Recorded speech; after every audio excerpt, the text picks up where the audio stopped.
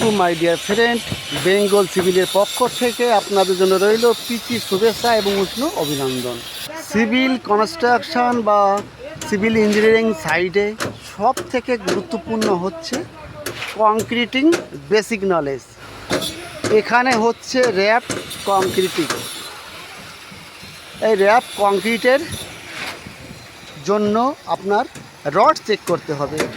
কি কি চেক করবেন, কি কি ভুল এখানে আছে, সব নলেজ আপনি পাবেন এই ভিডিওর মাধ্যমে। এই নলেজটি থাকলে আপনি যে কোনো জায়গায় অনায়াসে চেক করতে পারবেন। টোটাল কোয়ান্টিটি আছে 250 m3 M30।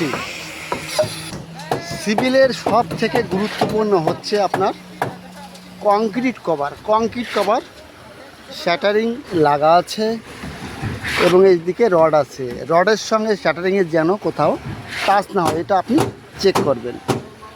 দ্বিতীয়ত কি দেখবেন, কোনো বাইন্ডিং ওয়্যার মানে তার টপ জালি এবং বটম জালির কোনো জায়গায় যেন মিস না থাকে। উপরে যখন বাঁধা আছে, রড বাঁধা আছে, এই একটা মিস করেছে, এইরকম যেন মিস না থাকে। ওয়ালের ভার্টিক্যাল দেখা যাচ্ছে, ওয়াল চওড়া আছে আপনার 500 mm চওড়া, আর ট্যাঙ্কির হাইট হবে 6 মিটার। অল্টারনেটিভ ভার্টিক্যাল থাকতে হবে, রড লাগানো আছে যে ভার্টিক্যাল অল্টারনেটিভ থাকতে হবে, একটা বড় রাখবে, একটা ছোট লাগবে। এখানে দেখতে পাচ্ছেন ওয়ালের ভিতরে আলাদা এক্সট্রা রড আছে। এটি আপনার হর্ন বার, আউটের ওয়ালের সঙ্গে র্যাপটের ভিতরে দেওয়া আছে, এটা হর্ন বার বলা হয়।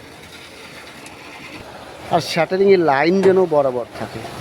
দেখুন এখানে শ্যাটারিং লাইন ব্যান্ড আছে। শ্যাটারিং লাইন ব্যান্ড হলে কংক্রিটের লাইন সিধা হবে না, এই জন্য শ্যাটারিংয়ের উপরে আপনার ধ্যান দিতে হবে, লাইন দড়ি দিয়ে সোজা রাখতে হবে। আর এখানে স্টপার দেওয়া আছে ওয়ালের মাঝখানে, যেটা কালো রঙের দেওয়া আছে, এটা ওয়াটার স্টপার কী জন্য দেওয়া হয়, ট্যাঙ্কি যেন লিকেজ না করে, লিকেজের জন্য ওয়াটার স্টপার দেওয়া হয়। প্রত্যেকটা কনস্ট্রাকশনের জয়েন্টে এই ওয়াটার স্টপার দিতে হয়। এইখানে দেখতে পাচ্ছেন বাটাম দিয়ে ভিতরে ঢোকানো আছে।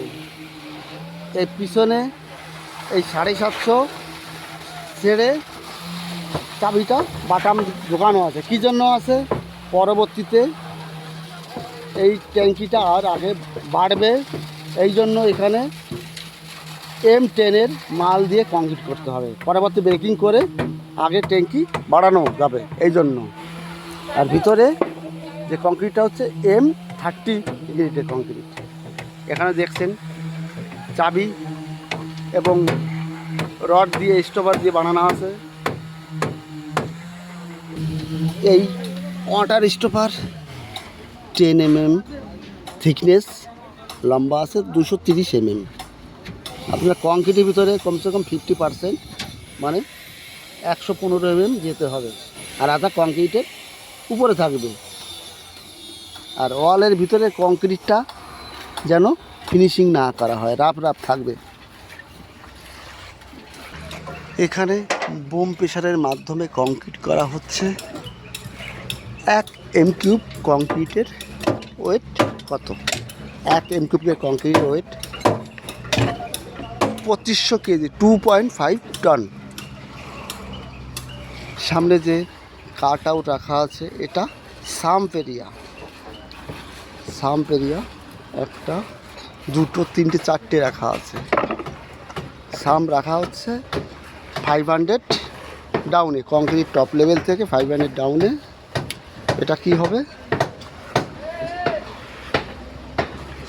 এই ওয়াটারটা এর ভিতরে আসবে, এই জন্য স্লোপে কংক্রিট করা হচ্ছে।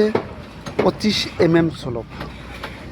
আগে দেখা যাচ্ছে লাইন দড়ি রাখা আছে, লাইন দড়ি স্লোপে করা হচ্ছে। টপ লেভেলের থেকে দেওয়া আছে, টপ লেভেল থেকে 200 ডাউন করে ওই পাশে লাইন দড়ি বাঁধা আছে, এইদিকে 200 ডাউন করে বাঁধা আছে। এই হিসাবে টপ লেভেল মার্কিং করা হয়েছে।